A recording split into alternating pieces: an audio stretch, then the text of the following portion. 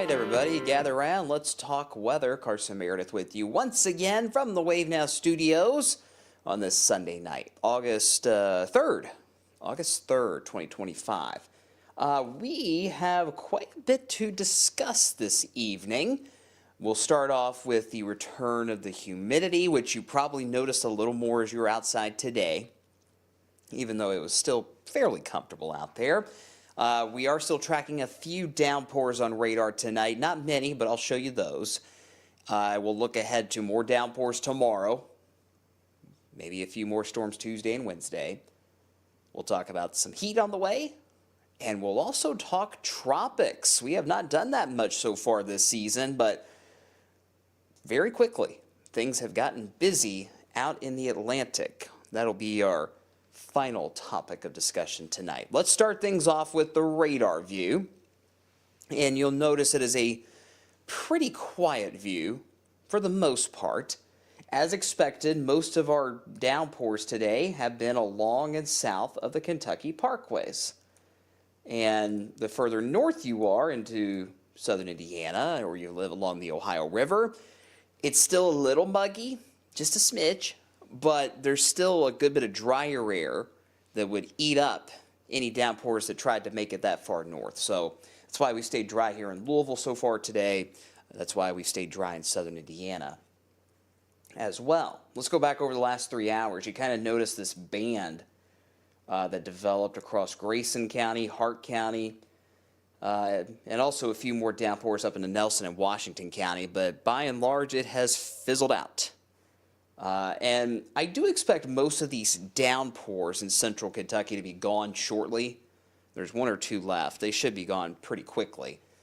But as that moisture and as those humidity levels continue to rise over the next 24 hours, we're going to have to keep that chance for at least spotty showers at all times, including overnight tonight. So if you are heading out this evening, getting a little bit of a late dinner, keep the umbrella handy. Just leave it in the back seat of the car just in case. I don't think you'll need it.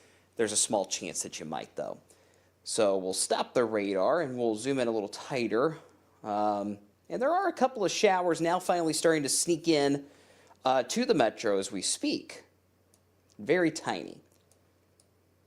Zoom in very, very close. They're right on the Jefferson County line with Bullitt County. See a couple right there, one of which is off of, looks like closer to Beulah Church Road, maybe Smyrna Parkway, close in that area.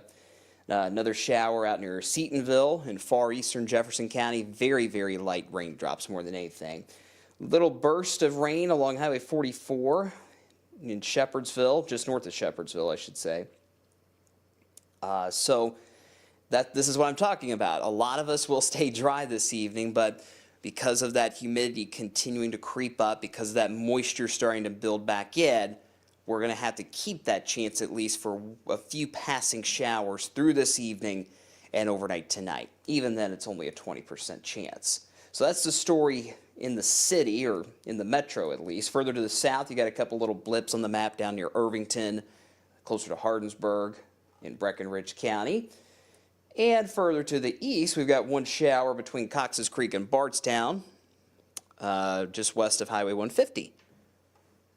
So that's where things stand at this point, and this is really what we will be dealing with through this evening. A 20% chance for these continuing spotty showers. And most of these showers will eventually just be lighter raindrops as opposed to downpours as the night goes on. Zooming things out, you can tell where this little disturbance in the atmosphere is. It's kind of snaking its way through the Appalachian Mountains, trying to lift northwest this evening. And as it continues to lift north and west, it gives us that more muggy air. And eventually, it's going to set the stage for basically continued scattered showers and storms. Not just this evening, but into Monday, into Tuesday, and possibly into Wednesday. So it is going to be unsettled over the next few days, and we'll have to watch primarily the risk for heavy rain. Some of you won't see many raindrops the next few days, but if you do, they could be heavy, and they may cause some minor flooding issues here or there. Nothing out of the ordinary for this time of year. That's the live view, of course, from Jeffersonville, looking across the Ohio. You can see some of those taller updrafts trying to build up in these clouds, but at least in the city, or at least in downtown, we're dry for now. And you could definitely tell that humidity is back. But at least the temperatures are still below average. We're at 82 here in the city. This time last night, the dew point, I think, was 55 or 56. Now it's back up to 65. We now return to your regularly scheduled summertime weather in wave country. As that humidity continues to build back in, the blues on the sticky meter map are gone, and it is muggy across the board for the most part. I will say, though, as we go through this work week, it is going to be muggy, obviously, like it is now. But I'm not seeing necessarily that miserable, instant sweat, air you can wear kind of humidity. So that's a good thing. But it's obviously going to stay on the muggy side as we head into this new work week. So for tonight, we'll keep that 20% chance for those spotty showers, primarily. But the bigger story, of course, is the return of the muggy air and warmer overnight lows. That's the big reason why, at least over the last month or two, up until our little cool down recently, we have had the second warmest summer on record as these warmer nights. And we're getting back to those warmer nights again. So 68 is where we are heading overnight tonight. Now let's just jump right into futurecast for tonight and into Monday, because there could be multiple waves or multiple time frames, I guess would probably be the better word actually, where we could see scattered showers and storms on Monday. One of which might be during the morning drive. So keep an eye on this, especially with some school districts already back in session. So here we go. 10 o'clock tonight, as we've mentioned, most of us are dry, but as you see here on Futurecast, which has been doing a nice job today, you notice still pointing out that chance for some lighter, spottier showers deep into the evening, past 10 o'clock, maybe even after midnight in a few spots. Then we get to sunrise tomorrow morning. This is around 6 o'clock. This is when we could see our first window, if you will, for more of these downpours, okay? Notice a couple of downpours trying to flare up west of I-65, maybe some downpours east of I-65. Where these downpours develop in the morning, they might drop some rain pretty quickly. That could cause some ponding on the roads. But at the same time, if you don't see these downpours, you'll be in good shape for your drive to work or school. So it's so hard in this kind of a setup to nail down exactly where these downpours are going to fire up and where they're going to go. So that's why we're just kind of recommending maybe add an extra 5 minutes to your morning drive tomorrow. This is kind of the first window of rain for tomorrow. We get towards midday, 11 a.m., noon, should get a little break. Perhaps some lighter showers, that's it.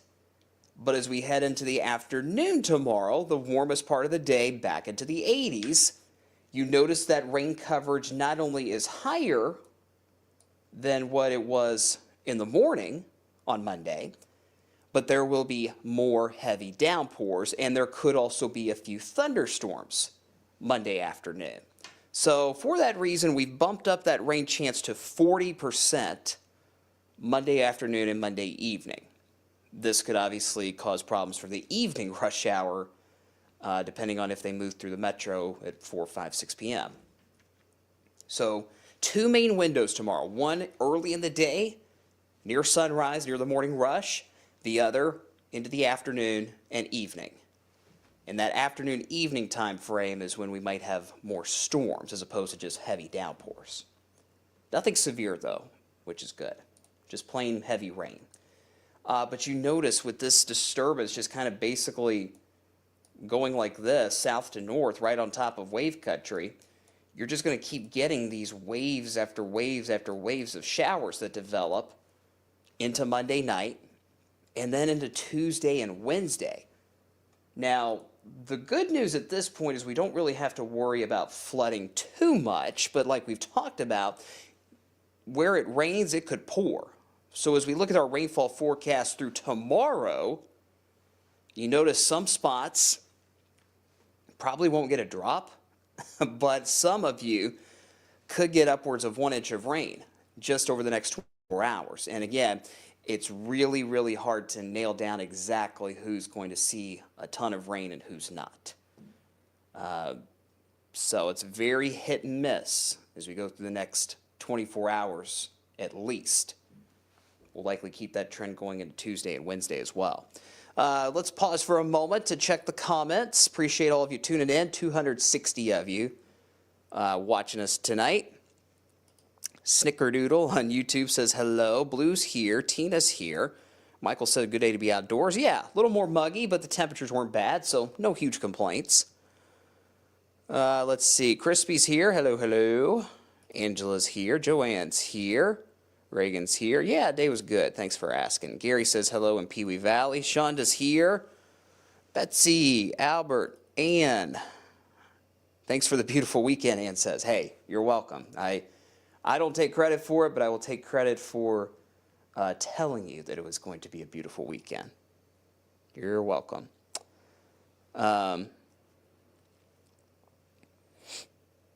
Let's see. Crispy's got a good question. So what is this trigger for all these downpours that we're going to have over the next few days? It's the fancy phrase for it is basically an inverted trough.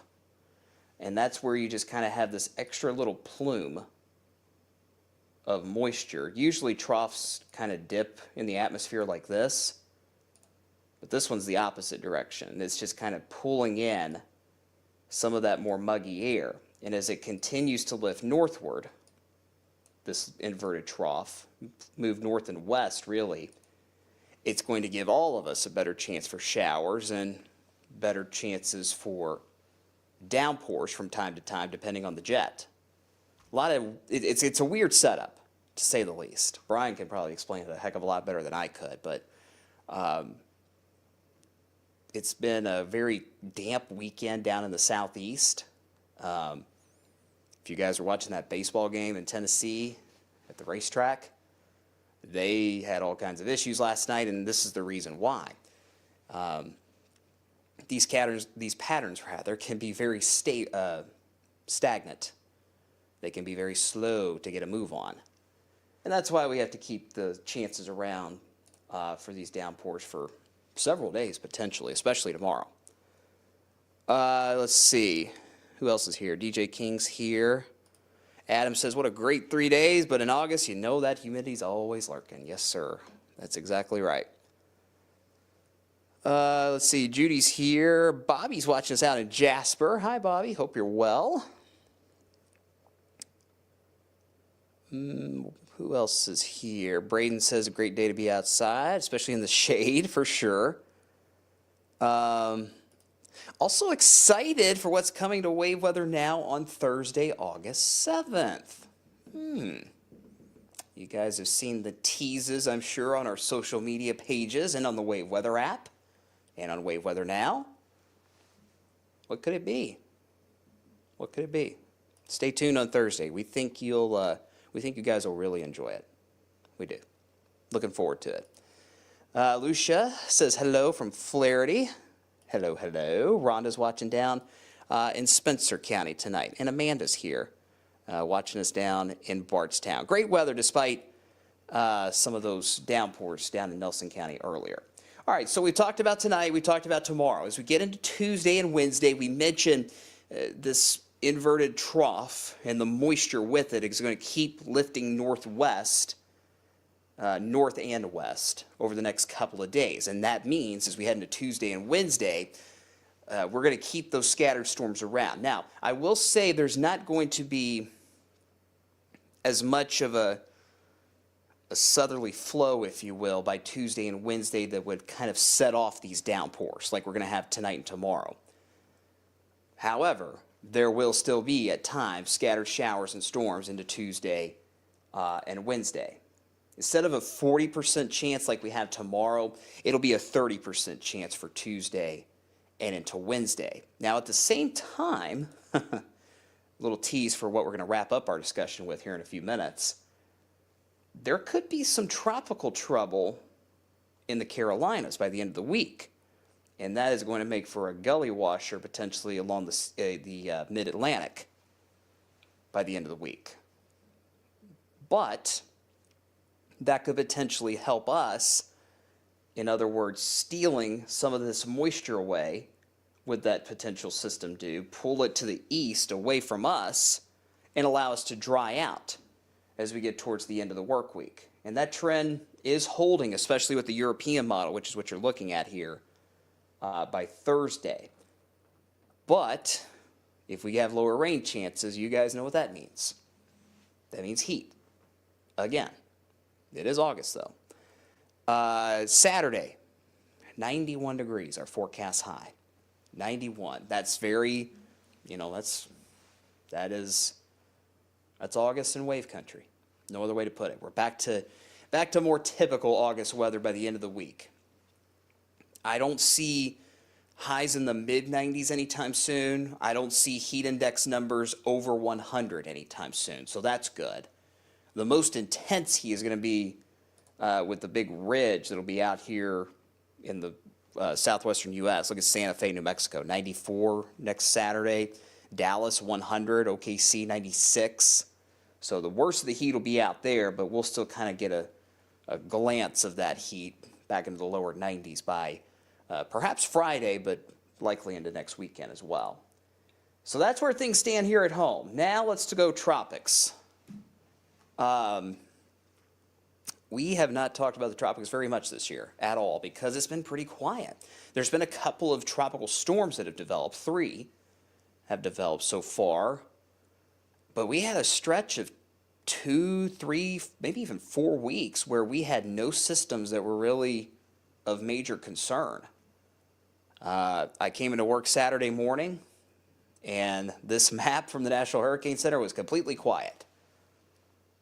How quickly things change. We now have 3 separate disturbances that we are watching in the Atlantic. And as we always talk about, once you get into August, the tropics really start to wake up. Maybe the Atlantic Ocean hit the snooze button a couple times this year. So I'm going to pop up all of the formation chances here at once, and I'm going to break them down piece by piece, okay? So here you go. There's your formation chances for each of these 3 systems. Let's start with the red system, because I'm sure that's what catches your eye first. We've got a low pressure that's developing northwest of Bermuda. It is going to go north and east and be a fish storm. A fish storm is a storm that just goes out in the open ocean water and hangs out with the fish. It does not impact any humans or any land. However, there is now a 70% chance that that low is going to become an organized tropical system.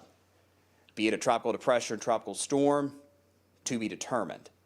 My gut tells me it'll be a tropical storm at minimum. So that's the first system. That's the red system. That's going to become a tropical system in all likelihood tomorrow, in fact. So that's system number 1. Number 2, we'll focus on the orange system down here further south in the Atlantic. This is basically a wave coming off the west coast of Africa. It too, for now, looks like it'll be a fish storm that'll go out into the middle of the Atlantic like so. There is still a chance that this system may take a more southerly track closer to the U.S. I think that chance is low for now, but it's something we'll watch because we're still early in the ball game. Within the next week, this system has a 40% chance of becoming a named tropical or becoming a tropical depression at minimum. So that's system number 2. And then system number 3 is a little closer, a little too close perhaps. There is another low pressure that may develop kind of along a stalled boundary. In fact, the cold front that went through here last week, it's still hanging out nearby, or further south, I should say, nearby the U.S. And you're getting these little pockets of spin that are trying to develop along it. That's what this first system is doing out here. That's what the red system is doing. This yellow system is going to try to do the same thing.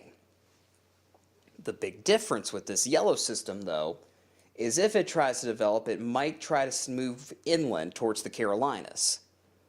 Right now, it's only a 20% chance of becoming a more organized tropical system, but it is something that we will watch in the days ahead.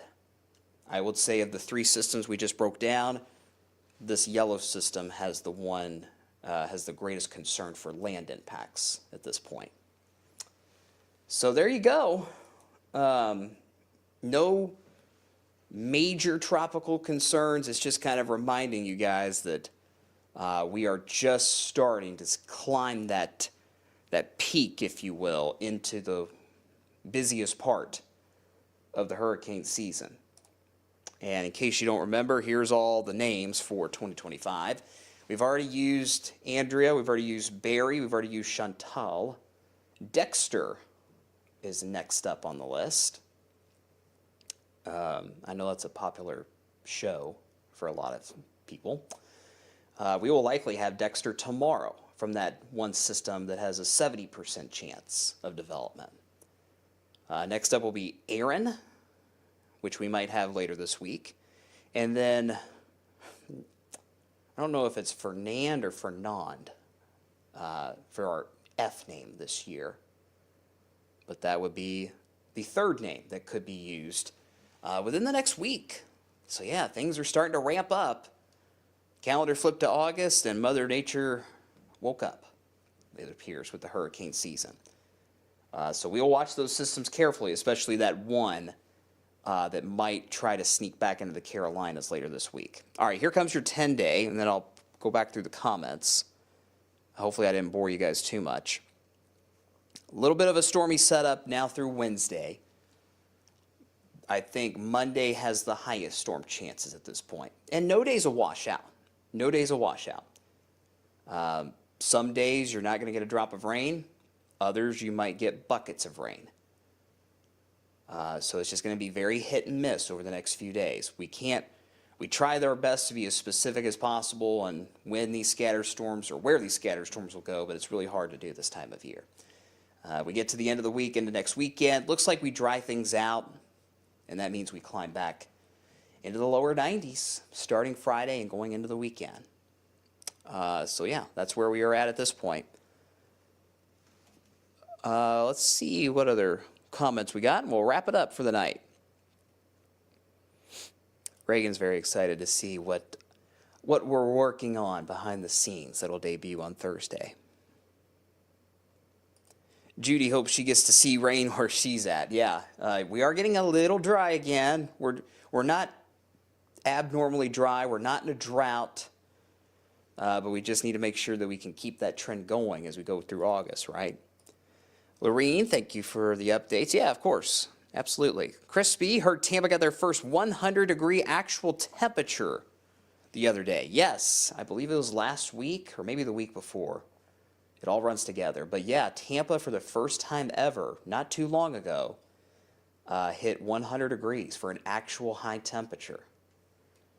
Can you imagine how miserable it felt in Tampa with that kind of humidity with a high of 100? Whew. Jason watching down in Cloverport. It's Albert's birthday. Everybody wish Albert on Facebook a happy birthday. Lorene, will we get anything from those tropical systems? It does not look like it at this point. I think if that one system does move in to the Carolinas, I think it would mainly be an East Coast issue versus an issue for us, which is good. Let's see. Here we are. Sir Kodo51 on YouTube. What are the chances for rain next weekend? Will we generally have weekly rain chances to hopefully avoid that drought? Well, for next weekend right now, as you see on the 10-day, the rain chance is pretty low. You know, I'm always very cautious about storm chances in the summer because of that heat and humidity. The models can show you that it's going to be a perfectly dry day, and then boom, here comes a pop-up. And I always want to just keep that chance in there just in case. So right now, 10-20% rain chance for both Saturday and Sunday next week. And there are going to be periodic rain chances, yes, throughout the month of August. It's a fairly active weather pattern that we're dealing with. Very repetitive weather pattern, too. So we're going to have times where we have these pockets of scattered storms, hit and miss every single day, like we've got now through Wednesday. But there will also be times where we're pretty dry and we heat back up into the low 90s. As long as we can keep those time periods between each of those patterns balanced, that should help to keep us from getting into a drought. Fingers crossed. Braden, is it just me or most of the I names that form major systems? Yeah, no, they actually are. Many I named tropical storms and hurricanes are significant. And it's quite honestly just because I is towards the middle part of the alphabet, right? I'd have to count, what, 10th letter in the alphabet? Something like that. I'm tired. But because of I's position in the alphabet and the order that we go by names, A, B, C, D, E, so on, and usually we have I named storms during that peak of hurricane season, which is usually in September, late August into September. So yeah, I mean, I can think of Ian, Ivan, Ike. You guys remember Hurricane Ike back in 2008 gave us that monster windstorm here in Wave Country. Hurricane Ida a couple years ago. So there's been tons of I-named storms that have certainly been major.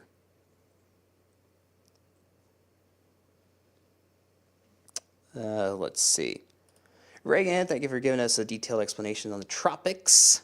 Oh, you're very kind, Reagan. I appreciate the kind words. Adam, have a great week. You too, sir. You too. Hope all's well up there in Bloomington. This is what we like to see. Mike's watching us for the first time on YouTube tonight, and he will be back. Great to hear, Mike. We're glad you enjoyed our chat tonight. This is what I love about the digital space, is I'm not confined to a 3-minute window on TV where I have to cram all of this stuff in 3 minutes. We can take our time and break down everything that you guys want to know in the weather world. So yeah, we appreciate you guys coming over, and we appreciate you sticking around. So Mike, appreciate you watching, and welcome. Come back anytime. I'm here every weekend. Michelle's watching over in Middletown, my old stomping ground. Braden, thank you. It's the 9th letter. See, I'm tired. My math is not mathing well tonight, evidently. All right, guys, that's going to do it for now. So just moving right along through summer. Hope you enjoyed the break in the heat and humidity while we had it, because that humidity is back and storm chances are back as well. So we'll be watching radar pretty closely over the next few days. No severe threat. It's mainly just making sure we don't have any flooding issues with these heavy downpours that we'll be dealing with over the next few days. We will be back on the TV side of things tonight on Wave News at 11. If you're still awake, we hope you'll tune in. Good luck to all the kids out there for their first week of school. I know a lot of districts go back this week. Of course, Jefferson County's back on Thursday. Good luck. Have a great year. Parents, good luck as well. And hopefully by the end of the week, as most kids are heading back, we'll dry things out, but we'll heat things up as well. I'll see you again tonight, guys, on Wave News at 11. Brian will be here with Storm Talk tomorrow, and the rest of the team will take you through the rest of the week, leading up to our big announcement that you'll see right here on Wave Weather Now on Thursday. Stay tuned. We think you'll like it. Thanks for watching, guys. Take care. Have a great week.